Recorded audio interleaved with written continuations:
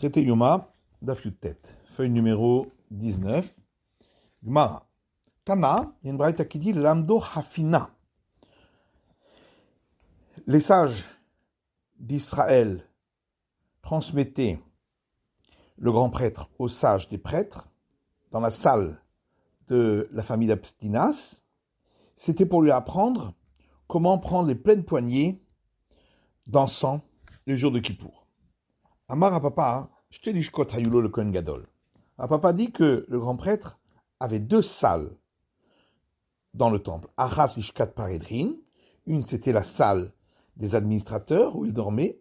Vachat Lishkat Bet Aftinas, l'autre c'était la salle de la famille d'Aptinas où il apprenait à faire le service de l'encens le jour de Kippour. Achat Batsafon, Vachat Badarom, une se trouvait sur le côté nord et l'autre sur le côté au sud du parvis du temple. Achal Batsafon, donc une sur le côté au nord du parvis du temple, d'Itnan, comme il est écrit dans une Mishnah. Il y avait 6 salles autour du parvis du temple. Gimel Batsafon, Gimel Badarom. 3 sur le côté au nord et 3 sur le côté au sud. Chez Badarom, ce qui était au sud, Lishkat HaMelach, Lishkat HaParva, Lishkat HaMadichin. C'était la salle du sel, la salle des pots et la salle des rinceurs. Lishkat HaMelach, Shesham Yunotnin Melach le Korban. La salle du sel, c'est là qu'on entreposait le sel pour saler les sacrifices avant de les faire fumer sur l'autel. Lishkat HaParva, la salle des pots, Shesham Yumolchin Orot Kodashim, c'est là qu'on salait les pots des sacrifices pour les tanner. Et sur le toit de cette salle, il y avait un bassin rituel, les Kohen Gadol, pour l'immersion du grand prêtre, B'Yom Kippourim, le jour de Kippour. La salle des rinceurs, c'est là qu'on rinçait les entrailles des sacrifices, Umisham Mesiba Ola, les Gag Beta Parva, et c'est de là qu'un escalier en colimaçon montait sur le toit au-dessus de la salle des pots. Gimel Shebetzafon, les 3 salles qui se trouvaient sur le côté du parvis au nord. Lishkat Ha'etz, la salle du bois. Lishkat Hagola, la salle de la diaspora. Lishkat Hagazit, la salle de la pierre taillée. Lishkat Ha'etz, la salle du bois. Amar Rabbi Eliezer ben Yaakov, Shacharti ma haïta meshameshet. Rabbi Eliezer ben Yaakov dit, j'ai oublié à quoi elle servait. Abba Shaul omer, Lishkat Kohen Gadol haïta. Abba Shaul dit, c'était une salle pour le grand prêtre. Ahoresh Tehen, et qui se trouvait derrière les 2 autres. Vegak Shoshtan Shavé, et toutes les 3 avaient le même toit. Lishkat Hagola, la salle de la diaspora. Shamaya Bor Hagola. C'est là que se trouvait un puits qui avait été creusé par ceux qui étaient revenus de la diaspora pour la reconstruction donc du temple. Vergalgal Natun Alav, et par-dessus ce puits se trouvait une poulie, Misham Maspikin Maïn Chol Hazara, et c'est de là que on fournissait l'eau pour tout ce qui était nécessaire dans le parvis du temple. Lishkat Hagazit, la salle de la pierre taillée, Shamaya Sanhedrin chez l'Israël Yoshevet. C'est là, dans cette salle qui était faite de murs en pierre taillée, que le Sanhédrin d'Israël se trouvait. Vedana et Kohanim, c'est là qu'il siégeait et jugeait les prêtres. Mishenimtsa bo psul, celui qui avait été jugé inapte, Hayalovesh shchorim, ou mitatef shchorim, s'habillait de noir, s'enveloppait de noir, veyatsa ve'alachlo, et sortait et s'en allait. Shelonitsa bo psul, celui pour lequel on n'avait trouvé aucune inaptitude au service, Hayalovesh levanim, s'habillait de blanc, mitatef levanim, s'enveloppait de blanc, venichnas, umshamesh imecha vakohanim, il entrait dans le parvis du temple et faisait le service avec ses frères les prêtres. Achad Badarom, donc, à dire à papa, une des salles du grand prêtre se trouvait sur le côté du parvis au sud, d'Itnan. Parce qu'il y a une Mishnah qui dit, Shivara She'arim Ayuba Azara, il y avait 7 portes au parvis du temple. Gimel Batsafon, 3 côté nord, Gimel Badarom, 3 côté sud, Vechal Mizrach, et une côté est. Chez Badarom, celle côté sud, donc en partant de l'ouest vers l'est, Sha'ar Adeleka, la porte du combustible, on a porté le combustible pour l'hôtel, chez Nilo Sha'ar à Bechorot, la seconde était la porte des premiers-nés, on amenait les animaux premiers-nés pour le sacrifice, Shishilo, et la troisième, Sha'ar Maïm, la porte des eaux, on a porté l'eau pour les libations pendant la fête des cabanes. Chez Bemizrach, celle qui se trouvait à l'est, Sha'ar Nikanor, c'était la porte de Nikanor. Shtelishkot Hayu Sham, et il y avait là 2 salles, Achad Bimino, Achad Bismolo, une à la droite de la porte de Nikanor et l'autre à la gauche. Achad Ishkat Pinchas Amalbesh, une était la salle de Pinchas, l'habilleur des prêtres, Achad Ishkat Toaseh Chavitin, l'autre était la salle où on fabriquait les oblations du grand prêtre qui étaient frites dans des poêles. Chez Batsafon, les salles qui se trouvaient, les portes au nord du parvis. Sha'ar Nitzutz, donc de l'ouest vers l'est, il y avait la porte étincelante. Pinar Sadraya, c'était une porte qui était faite, qui était par devant la porte se trouvait une colonnade. Ve'aliyah benuyalo al-gabav, et par-dessus la porte, il y avait un étage. V'sham kohanim shomrim milmala ulvim milmata.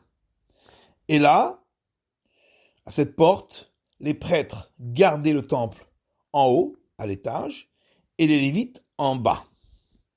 Ou petachayalo lehel, et de l'étage, l'ouverture se trouvait vers l'endroit profane à l'extérieur du temple.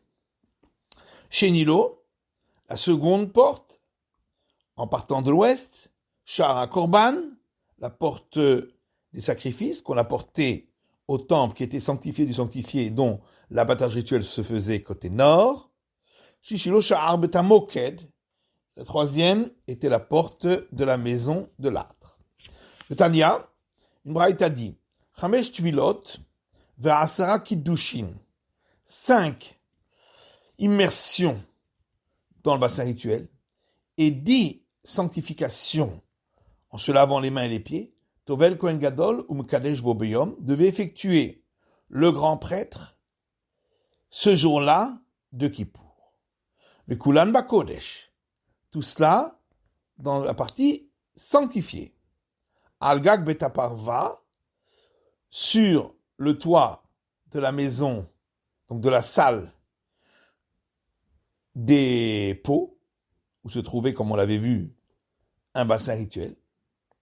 Chutz Bizou, sauf la première immersion, Shaita Bechol, qui elle était dans un bassin rituel se trouvant dans la partie profane, Al-Gabe Sha'ar Hamayim, au-dessus de la porte des eaux, puisque c'était une immersion que le grand prêtre faisait tous les jours avant d'entrer dans le temple.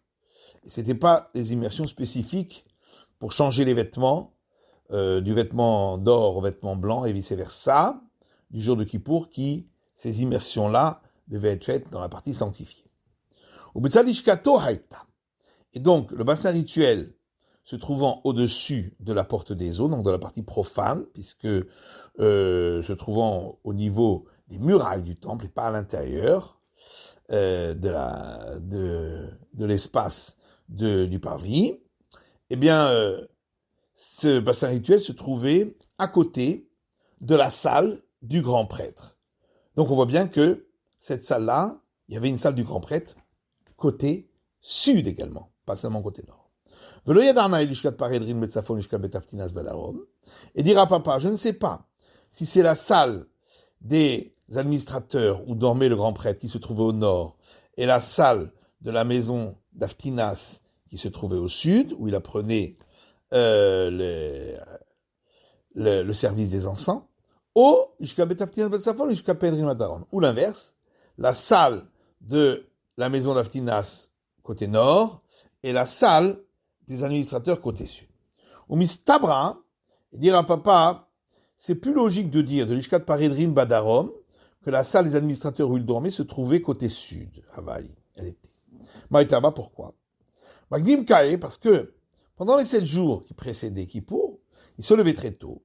Mais Sachet Raglav, il allait aux toilettes, Vetavil, puis il s'immergeait dans le bassin rituel qui se trouvait au-dessus de la porte des eaux, Vazil Atzafon, puis il allait côté nord, Vegamar Hafina, et donc si on dit que la salle de la maison d'Aftina se trouvait côté nord, donc c'est là qu'il apprenait à remplir les pleines poignées d'encens, puis il allait sur le parvis du temple pour faire le service des sacrifices, le service du temple, Koulé Yoma, toute la journée. Les Badepania, lorsque on arrivait vers le soir, Madou allait, on l'aspergeait avec les eaux lustrales, Vadarazil et Darom, Betavil. Ensuite, d'après Rabbi Akiva qui dit qu'il devenait impur, puisque celui qui est pur et qu'on a aspergé les eaux lustrales, d'après Rabbi Akiva, devient impur. Donc il allait côté sud pour se tremper dans le bassin rituel qui est au-dessus de la porte des eaux, Venayar, puis aller se reposer, dormir dans sa pièce qui se trouvait, elle aussi, côté sud, d'après cette explication. Alors que si tu dis que la salle des administrateurs se trouvait côté nord, Magdim Kae, alors à ce moment-là, il faut dire qu'il se levait très tôt, mais Saraglav, il allait aux toilettes, vers Azil et Darom, puis de là où il était côté nord, il devait contourner deux temples pour aller côté sud vers ta ville et se tremper dans le bassin rituel, Vegama Hafina, puis de là à prendre à mettre les encens dans ses pleines poignées, donc dans la salle qui se trouvait juste à côté, va-t-il le Bet Hamikdash, puis entrer sur le parvis du temps vers Vidavoda et faire le service, Koulé Yoma toute la journée, la Dépania, et arriver vers le soir, Madou Ale, on l'asperger avec les eaux lustrales, va Darazil et Darom, Betavil, puis y retourner côté sud pour s'immerger dans le bassin rituel, ou Baïm et Hader ou Mizal Safon. Puis de nouveau, il aurait dû contourner le temple pour aller côté nord, dans sa salle pour aller dormir. Ou Minar, et ensuite il serait allé dormir. Est-ce que vraiment on le fatiguait autant? Donc forcément, c'est préférable de dire que là où il dormait, c'était aussi côté sud, à côté du bassin rituel. À la malo, pourquoi pas? Peut-être qu'effectivement, on voulait le fatiguer. Mais Tachinan Letfe, on le fatiguait beaucoup. Pour le cas où c'était un sadducéen, l'ifroche, qu'il se décourage et se désiste. Inami, ou bien chez l'otazouar d'Atoalav, pour ne pas qu'il s'emplisse d'arrogance. Délotémari, si tu dis pas ainsi, mais qu'on essayait de le fatiguer le moins possible, on aurait dû faire en sorte que les deux salles soient l'une à côté de l'autre, côté sud. Ou même qu'il lui suffise une seule salle où il dort et où il apprend le service des encens. Donc forcément, on voulait le fatiguer. Donc on a vu dans la Mishnah que lorsque les sages des prêtres avaient terminé de lui apprendre le service de l'encens, ils le faisaient jurer en lui disant « Mon maître, le grand prêtre, etc. Tu es le délégué du tribunal et notre délégué à nous. » Les Mathieu Tufta de Ravuna Béré de Rav Yeshua, alors ce serait une objection contre l'enseignement de Ravuna, fils de Rav Yeshua, d'Amar qui a dit Ravuna Béré de Rav Yeshua, Avuna fils de Rabbi Yoshua, que les prêtres sont les délégués du miséricordieux de l'Éternel. Car si tu dis qu'ils sont nos délégués, comment se pourrait-il que quelque chose que nous ne pouvons pas faire nous-mêmes, nous Israël, c'est-à-dire le service du temple, nos délégués, les prêtres, pourraient le faire alors qu'on n'a pas le droit de déléguer quelqu'un. On ne peut déléguer quelqu'un sur quelque chose qu'on ne peut pas faire soi-même. Mais pourtant, on voit dans la Mishnah qu'ils ont dit, tu es notre délégué et le délégué du tribunal. Donc délégué d'Israël. Alors Agma dit dans la Mishnah, voilà ce qu'il lui disait. Mashbi'inanu alecha, nous te faisons faire un serment, al da'atenu val da'at beddin. Et le sens des mots que tu prononceras est selon notre compréhension à nous et celle du tribunal et pas selon le sens que toi tu donnerais. Donc la Mishnah dit que il prenait congé d'eux ensuite en pleurant et aussi prenait congé de lui en pleurant, etc.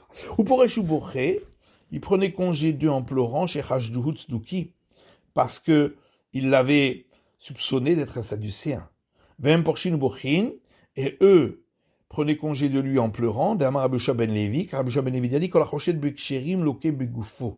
tout celui qui suspecte des gens qui sont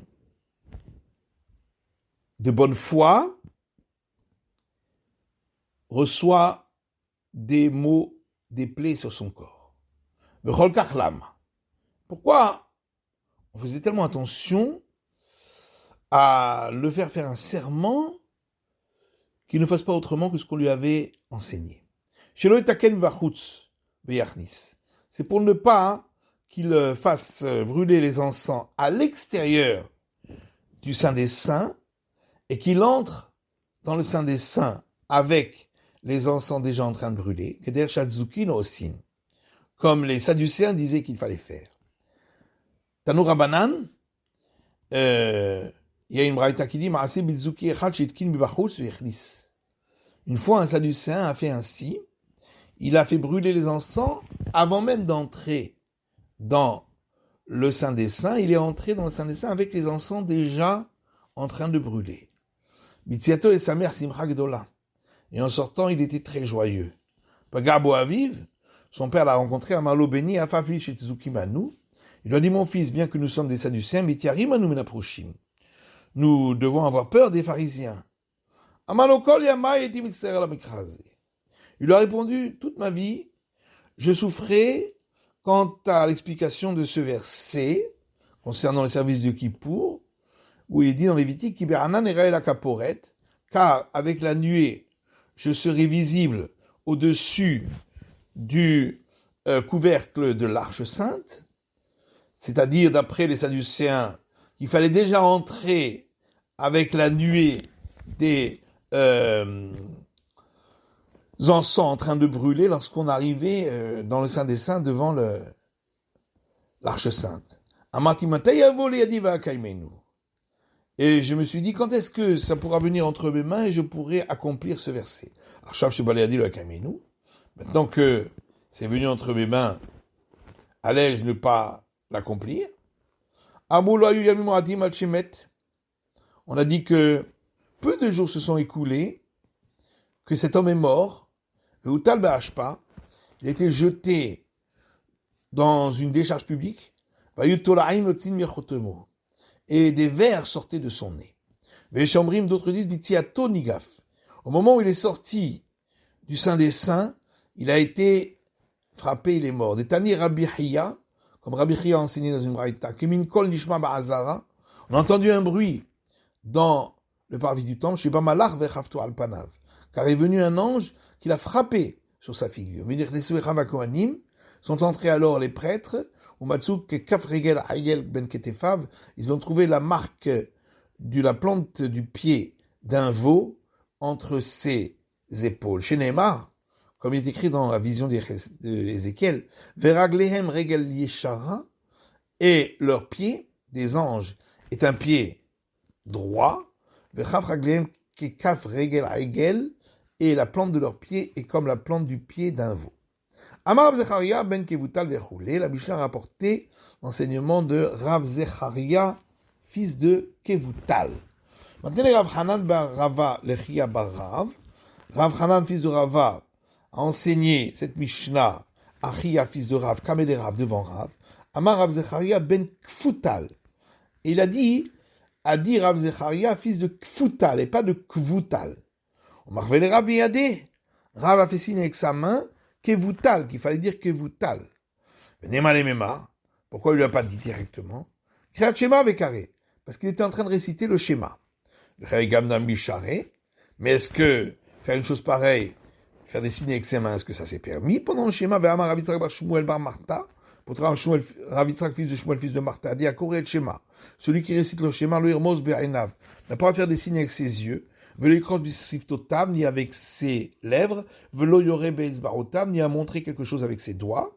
Betani Rabbi Elazar Chisma Omer, il y a une braïta au nom de Rabbi Elazar Chisma qui dit, à Koré le schéma, celui qui récite le schéma, Rames Be'ainav, il fait des signes avec ses yeux, mais karetz besiftotav, ou avec ses lèvres, ou maré be'etzbarot, qui montre quelque chose avec son doigt. Alava Ketuv Omer, c'est sur lui que le verset dit, velo oti karata Yaakov, et c'est pas moi que tu as appelé Jacob. Lokash, la dit ça c'est pas une question. Habe Perek Rishon. Quand on a interdit, c'est lorsqu'on récite le premier passage du schéma. Habe Perek Sheni. Et là, on parle quand il est en train de réciter le second passage du schéma, c'était permis. Tanou Rabanan. Donc ça, j'ai enseigné un enseignement concernant le premier passage du schéma. Vedibar Tabam. C'est écrit, tu parleras de eux, des paroles du schéma. Bam velobitfila. Donc parler à voix haute, ça c'est pour le schéma, mais pas pour la prière qu'on récite debout, qui elle doit être dite à voix basse. Mais dis bam, tu parleras de eux, bam et shechar d'Aber. Tu as le droit de parler des paroles de Torah, velo bidvarim achirim, pas d'autre chose. Rabbi Chaomer, Rabbi Chadi, dis bam, tu parleras de eux, assez autant keva. Fais des paroles de la Torah les plus importantes. Valta semarai. N'en fais pas quelque chose de secondaire. Amarava asar sechatchoulin envers berasé. Ravadi, celui qui parle des paroles profanes, qui ne sont pas nécessaires, enfreint un commandement positif, la Torah. Chez les marques, puisqu'il est écrit, Vedibarta Bam, tu parleras de eux, Bam, de eux, des paroles de Torah, mais pas d'autre chose. Ravacha bar Yaakov Amar, au verbe lav. Ravacha bar Yaakov dit, il enfreint un interdit. Chez Néma, puisqu'il est écrit, toutes les paroles qui ne font que fatiguer la personne, qui ne servent à rien, un homme n'a pas le droit de parler. Matitin, Mishnah suivante, Bikashit Tamnem, si à un moment donné, durant la nuit de Kippour, le grand prêtre était en train de commencer à somnoler, puis Rekeuna Makin Lefanav, les jeunes prêtres frappaient devant lui en claquant des doigts, Vamrimlo Ishi Kohen Gadol, il disait, mon maître, le grand prêtre, Abod, lève-toi, et marche un peu, donc pieds nus, sur le dallage, qui est froid, pour te réveiller. On m'a assis Kinoto, et on l'occupait à Asmanashrita, jusqu'à ce qu'arrive le moment de faire l'abattage rituel du sacrifice quotidien du bata. Maïtsereda, qu'est-ce que ça veut dire quand la Mishnah dit avec un doigt, on claquait des doigts avec le doigt Tsereda. Amaraveda Tsarata Deda. Avedani, ça veut dire celui qui est à côté de celui-ci. Maïhi, duquel on parle. Goudal, du pouce. Donc celui qui est à côté, c'est l'index. Donc claquer le pouce et l'index ensemble. Marver Ravuna ve Azal Kala Bekul Eberav. Ravuna a montré comment il faisait, et on a entendu le bruit du claquement des doigts dans toute la maison d'études. Donc la Mishnah disait, on lui disait, mon maître, grand prêtre, mettre les pieds nus et marcher sur le dallage. Amaravitzrak al-Hadat. Amaravitzrak dit sur quelque chose de neuf. Maïhi, qu'est-ce que ça veut dire? Amrele Arve Kida. Il disait, montre-nous quelque chose de nouveau, c'est-à-dire comment on fait pour se prosterner en s'appuyant uniquement sur les pouce et les gros orteils. Et on l'occuper jusqu'à ce qu'on arrive au moment de l'abattage rituel du sacrifice quotidien du matin. Tana, on l'occupait pas en jouant avec de la lyre ou une harpe, et la BP, mais en chantant avec la bouche. Mario Omrim, qu'est-ce qu'on disait en chantant ce verset dans les psaumes, Hashem lo yivne ba'it, si l'Éternel ne construira pas une maison, le temple, Shav Amlu Bonabo. À rien ne sert ce qui se fatigue pour cela. Donc pour lui montrer l'importance de se conformer aux préceptes de la Torah dans son service du temple. Mikeri Yerushalayim, ceux qui étaient parmi les plus valeureux de Jérusalem, Lo Yeshinim Kol Halayla, ils ne dormaient pas toute la nuit, que des Shishma Kohen Gadol Kol Havara, pour que le grand prêtre entende le bourdonnement de leur voix qu'ils sont en train d'étudier. Veloté Shena Chotavto, et afin qu'ils ne soient pas pris par le sommeil. Tanya Abba Shaul Amar, une braïta au nom d'Abba Shaul qui dit Abigvoulin, même à l'extérieur du temple, même à l'extérieur de Jérusalem, Hayu Osinken, on faisait ainsi, Zecher le Migdash, en souvenir du temple. On ne dormait pas, on l'étudiait toute la nuit. La Shayu Chotim. Seulement, malheureusement, certains fautaient cette nuit-là, lorsqu'ils ne dormaient pas. Amarabaye Vetemar Nachma Yitzhak, Terguman Nehardea. Abaye, c'est-à-dire Nachma Yitzhak, dit que ça s'applique à la ville de Nehardea. Damar Eliaou le Rav Yehuda, car le prophète Élie a dit à Rav Yehuda, à Chava de Rav Salah Hatzida, le frère de Rav Salah le pieux. Amrito Amay Loate Meshiach. Vous dites pourquoi le Messie ne vient pas. Voilà qu'aujourd'hui, c'est le jour de Kippour. Et des gens ont eu des relations avec plusieurs jeunes filles cette nuit-là à Nehardea. Alors il lui a dit, et le Saint béni soit-il, qu'a-t-il dit? Il lui a dit, il a trouvé les circonstances atténuantes, puisqu'il est écrit dans la Genèse, à la porte, la faute et ce tapis. Le Satan Mayama, il lui a dit l'accusateur, le Satan, qu'est-ce qu'il dit? Il lui a dit l'accusateur, le jour de Kippour, il n'a pas le droit d'accuser. Mimaï, d'où sait-on? Le